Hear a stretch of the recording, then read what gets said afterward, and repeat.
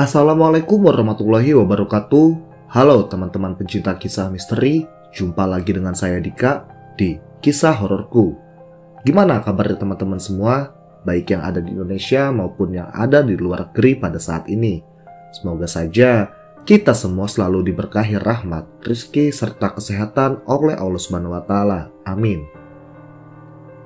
Pada episode kali ini, kembali kisah hororku akan membawakan kisah yang dikirimkan oleh Mas Juki tentang Rogo Sukmo. Dan bagaimana kisah lengkapnya, simak terus kisah ini sampai habis. Tapi, seperti biasa, ada baiknya kalau kita berdoa sebelum memulai kisah ini. Karena apa yang dialami Mas Juki bisa saja menimpa kita semua.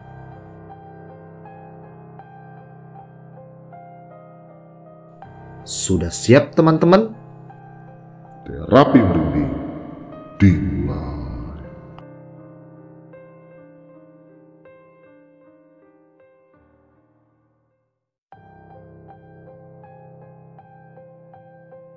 Kisah ini adalah pengalamanku dulu waktu aku masih sekolah SMA. Kenalkan, namaku adalah Zuki. Aku lahir dari sebuah keluarga yang sederhana. Namun, kakek dari ayahku adalah seorang pengamut ilmu kejawen yang sangatlah kental.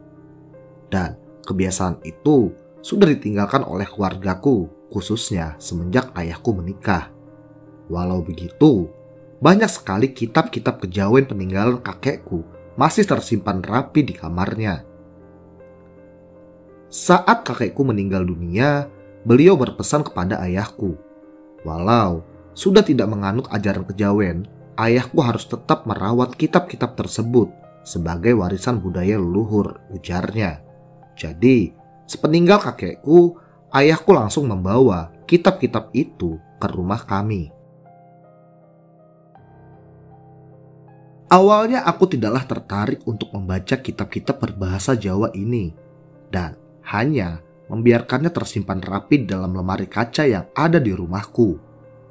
Sewaktu semua keluargaku berpergian berlibur keluar kota, aku yang saat itu tidak ikut merasa jenuh sendiri di rumah. Iseng-iseng, aku pun mencoba mencari aktivitas baru dan aku tertarik untuk membaca kitab peninggalan almarhum kakekku. Lembar demi lembar aku baca pada saat itu dan awalnya semuanya biasa-biasa saja.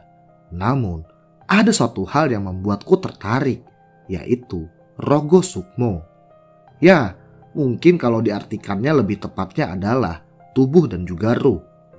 Di sana, aku mulai membaca halaman tentang Rogo Sukmo ini.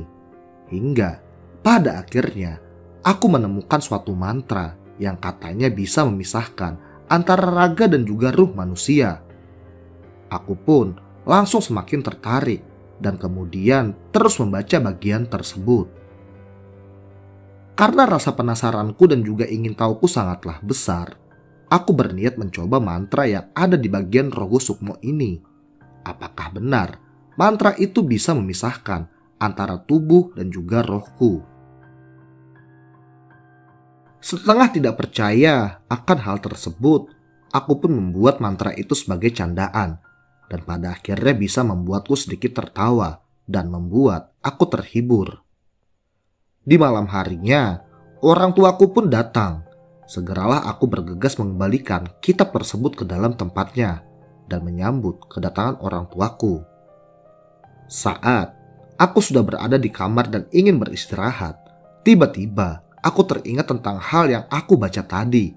Dan seketika saja, aku ingin kembali mencoba mantra Rogo Sukmo tersebut.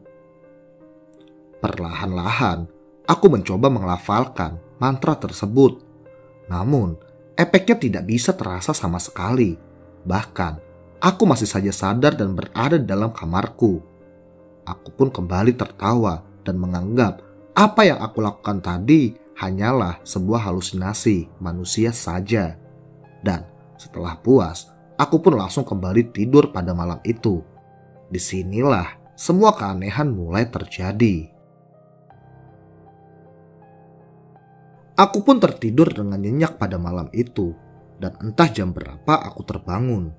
Namun, saat aku sadar, Kini aku telah berada di tempat yang berbeda, di mana aku tidak tahu tempat dan juga posisiku sekarang. Semuanya nampak gelap, namun aku mencoba untuk berteriak meminta tolong saat itu. Tapi tidak ada satupun orang yang menyahut panggilanku. Aku pun langsung mulai panik karena jujur aku tidak tahu arah dan juga tujuanku. Dalam kepanikan itu tiba-tiba aku melihat setitik cahaya terang ada di depanku. Dengan rasa takut, aku mencoba meyakinkan diri untuk melangkah ke sana. Semakin kudekati cahaya itu, semakin membesar dan terus membesar. Hingga aku pun masuk ke dalam celah dari balik cahaya itu. Dan pada akhirnya, aku langsung terjatuh di sebuah hutan di kaki gunung yang aku tak tahu namanya. Aku mencoba bangkit dan mencoba untuk menelusuri jalan setapak yang ada di hadapanku. Awalnya aku bingung harus kemanakah aku, ke bawah atau ke atas. Karena saat itu aku tahu aku berada di sebuah lereng pegunungan. Aku pun memutuskan untuk mengambil jalan turun ke bawah. Karena aku yakin aku bakal bertemu dengan orang dan bisa meminta tolong agar aku bisa diantarkan pulang ke rumahku. Aku mulai berjalan setapak demi setapak menelusuri jalan menurun ini. Hingga aku tak sengaja melihat ada sebuah perkampungan di sana. Hatiku lantas senang. Aku yakin di sana aku bisa menemukan orang dan meminta tolong. Dengan langkah yang begitu bersemangat, aku coba menguatkan kaki-kakiku untuk melangkah. Namun, sebelum tiba di pintu gerbang kampung itu, tak sengaja aku bertemu dengan seekor burung yang menghalang-halangi langkahku menuju ke pintu gerbang tersebut. Burung itu terus saja mencoba melarangku untuk menuju desa yang tadi aku lihat. Saat aku sedang berusaha melewati burung itu, tiba-tiba saja burung itu berbicara. "Jangan ke sana, bahaya." Sontak, aku langsung terkejut dan juga aneh melihat burung kecil itu bisa berbicara seperti manusia. "Jangan ke sana, bahaya. Kamu gak akan bisa pulang kalau ke sana," ujar si burung kepadaku. Kamu siapa? Kenapa kamu bisa bicara seperti manusia? Dan di mana aku sekarang? Aku kenapa tidak boleh ke kampung itu? Aku adalah Parkit. Sekarang kamu berada di alam yang seharusnya kamu tidak berada. Dan di depan sana ada perkampungan Buto. Apabila kamu ke sana dan mereka melihat ada anak manusia masuk ke wilayah mereka, pastilah kamu akan dimakan oleh para Buto itu. Jujur, di sini aku tidaklah percaya dengan perkataan dari burung kecil ini. Namun, aku masih saja aneh dengan perkataan yang ia bilang kalau aku ini telah berada di alam yang berbeda. Padahal semuanya terlihat sama. Tapi banyak sekali keanehan dan juga kejanggalan yang aku alami sekarang. Bahkan saking bingungnya, aku sempat berpikir kalau aku ini mungkin telah mati. Kalau memang di tempat itu adalah kampungnya Buto, ayo kita buktikan omonganmu. Apakah benar di sana itu kampungnya Buto? Ya sudah, kalau kamu gak percaya, ayo aku temani kamu ngintip keadaan kampung itu. Lalu, si burung kecil itu terbang rendah di depanku dan mengajakku mengintip keadaan kampung melalui semak-semak liar yang ada di sana. Setelah tiba di tempat persembunyian, kami langsung mencoba mengamati keadaan kampung itu. Seketika saja aku pun langsung kaget dan merasakan ketakutan. Penduduk kampung tersebut semuanya berbadan besar dan berkulit hijau. Rambut mereka ikal dan memiliki perut yang buncit. Mereka semua beraktivitas layaknya manusia biasa. Namun, tiba-tiba saja salah seorang Buto kini mulai menyadari keberadaan kami. Kayaknya aku mencium bau manusia di sini. Sudah lama aku tidak memakan manusia dan mengisap sumsum otaknya, ujar salah satu buto yang ada di sana. Dan nampaknya hal itu juga dirasakan oleh kawanan buto yang lain. Seketika saja, kampung menjadi heboh dengan bau manusia yang aku pancarkan. Dan mereka semua langsung saling berebut untuk mencariku. Bahkan, saking gaduhnya di sana, hal itu membuat para buto itu berkelahi satu sama lainnya, membuat suasana di sana semakin kacau. Hal itu pun langsung aku manfaatkan untuk pergi menjauh dari kampung buto tersebut. Setelah merasa aman, kami pun langsung beristirahat di sebuah pohon besar. Di sini, aku mulai percaya dengan omongan si burung kecil ini. Lalu, aku pun bertanya kepadanya, "Aku ini sebenarnya ada di mana sekarang?" "Kamu, anak manusia, kenapa bisa sesat di alam yang bukan tempatmu?" "Aku nggak tahu kenapa bisa gini. Semua terjadi tiba-tiba aja, dan aku nggak tahu kenapa aku bisa sampai di sini." "Gak mungkin, pasti ada sebab musababnya." "Lantas, harus kemana aku sekarang agar aku bisa kembali ke alamku?" "Aku nggak tahu, tapi mungkin temanku tahu. Nanti kita akan ke sana. Tapi perjalanannya lumayan jauh dan banyak rintangannya. Kalau kamu gagal melewati semua itu, kamu bakal tinggal di alam ini selamanya," ujar si burung kepadaku. Mendengar hal itu, lantas aku pun memutuskan untuk setuju. Karena siapa lagi yang bisa aku percaya di sana? Dan mau tidak mau, aku harus melewati semua rintangan itu.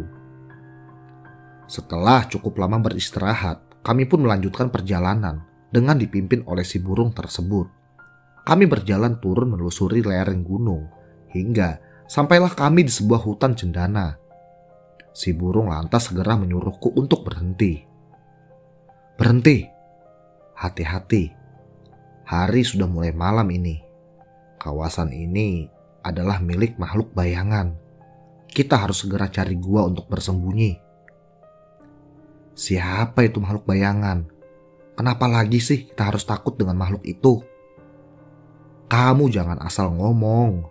Dia itu makhluk yang suka menyesatkan manusia, baik di alam manusia ataupun di alam gaib ini. Lebih baik kita menghindarinya." Kami pun lantas mencari celah bebatuan di pinggir gunung ini. Dan setelah mendapat celah bebatuan kecil, kami memutuskan untuk beristirahat di sana, menunggu gelap datang dan juga berganti menjadi pagi. Saat senja mulai datang, tiba-tiba saja, kini aku merasakan haus dan juga lapar. Kebetulan sekali depan mulut gua ini ada tumbuhan ubi jalar. Aku pun lantas mengumpulkan ubinya, dan setelah itu, aku putuskan untuk mencari air.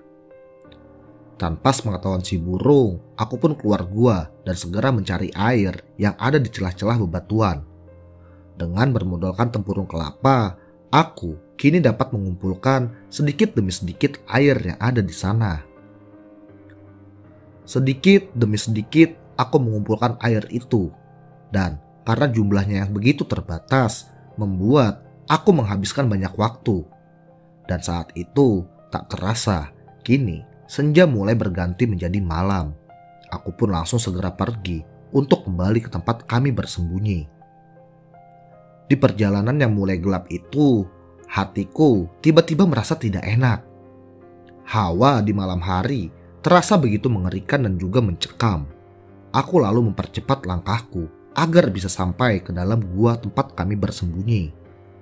Namun, saat aku berjalan, tiba-tiba saja aku mendengar suara burung dari balik semak-semak. Hei, sini sembunyi!" Segeralah aku berlari ke arah semak-semak tempat burung itu berada. "Kamu kenapa pergi sendiri dan gak bilang? Udah aku kasih tahu, di hutan ini bahaya sendirian kalau malam hari." "Aku tadi haus dan juga merasa lapar. Jadi aku mencoba mencari air dan mengambil sedikit ubi yang ada di depan gua. Memangnya ada apa sih kalau malam hari di hutan ini?"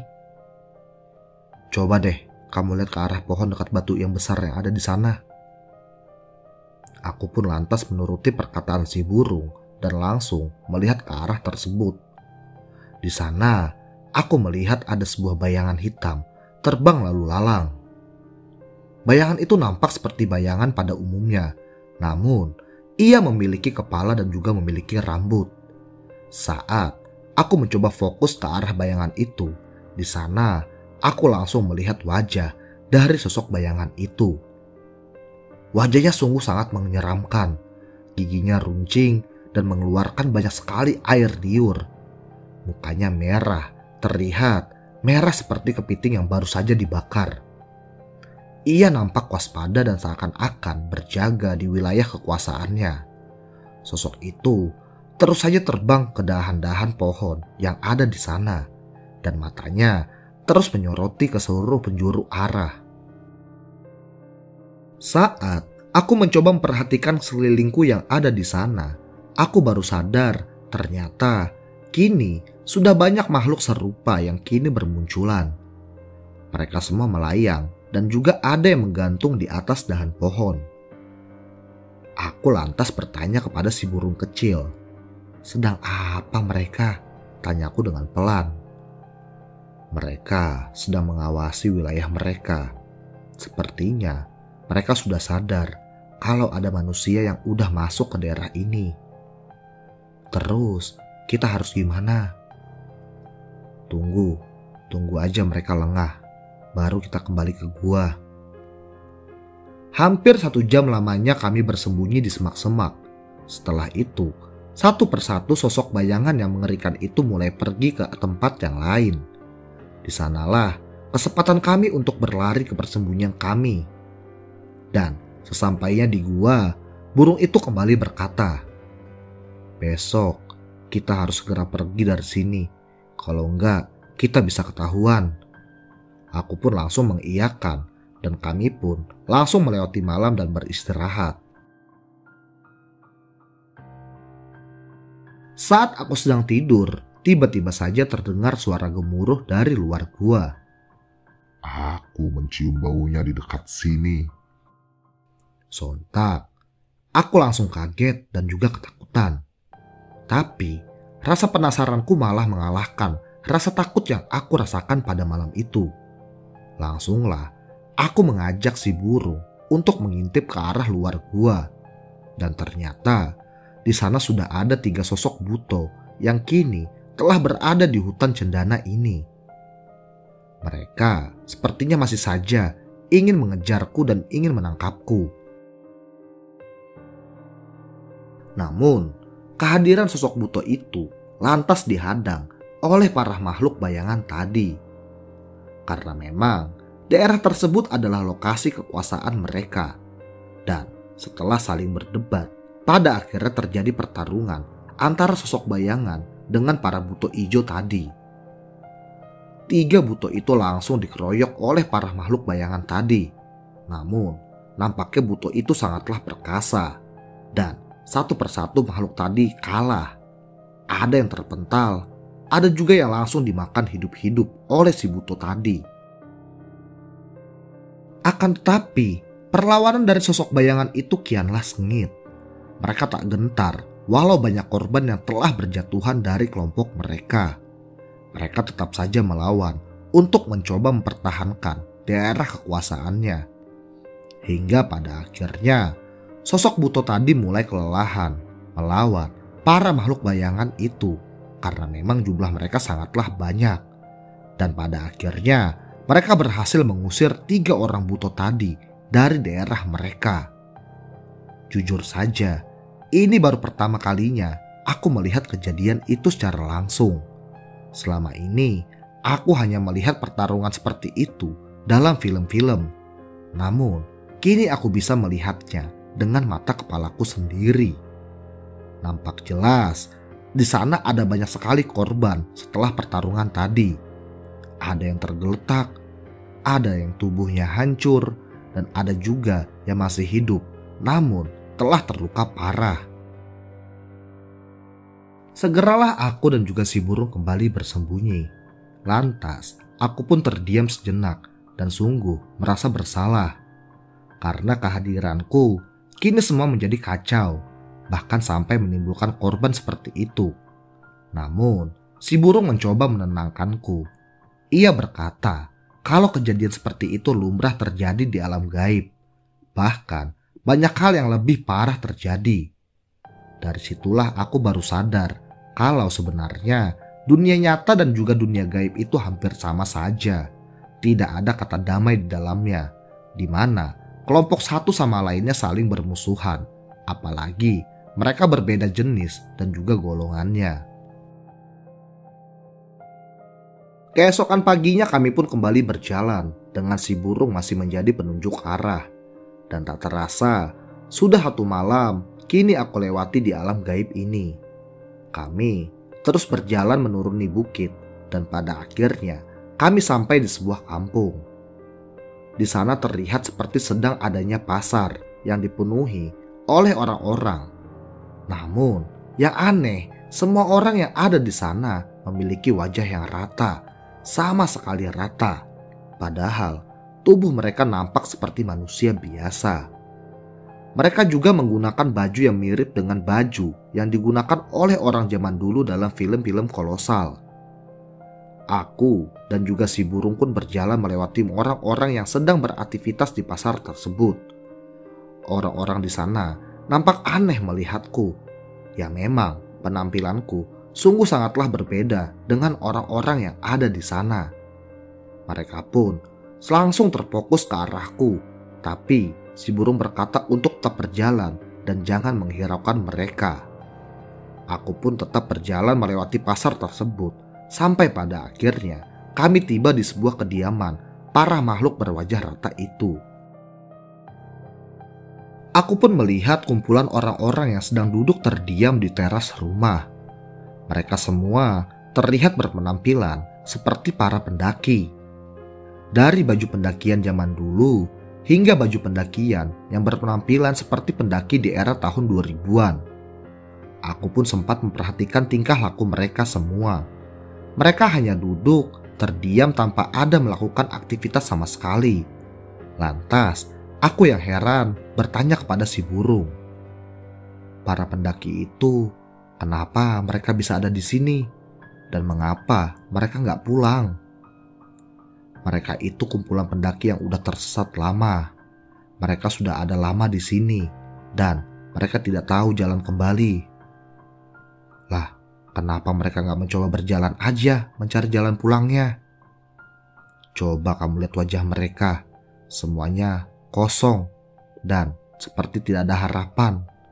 Sebenarnya mereka udah mencoba, tapi selalu gagal dan gagal, hingga mereka hanya bisa pasrah menunggu waktu kiamat tiba. Lalu, aku lantas kembali memperhatikan wajah mereka. Memang, mereka semua terlihat pucat dan tanpa ada gairah sama sekali. Tatapannya kosong dan seperti orang yang telah putus asa. Apa mereka udah mati?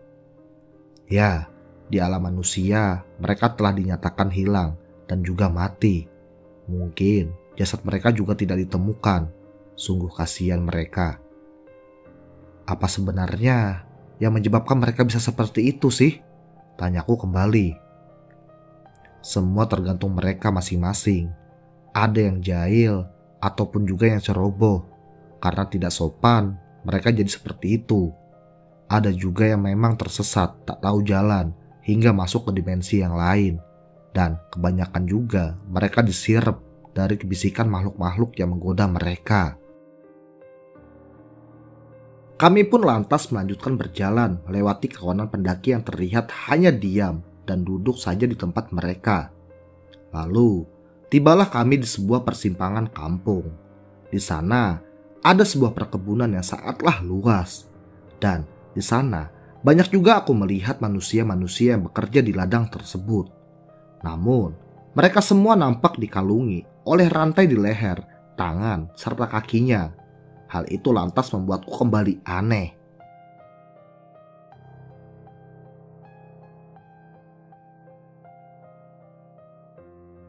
Oke teman-teman, nampaknya kisah ini akan kita lanjutkan di part 2 ya. Dan cerita ini masih panjang. Sungguh perjalanan yang luar biasa yang dialami oleh Mas Cuki. Dan sungguh membuat kita semua penasaran.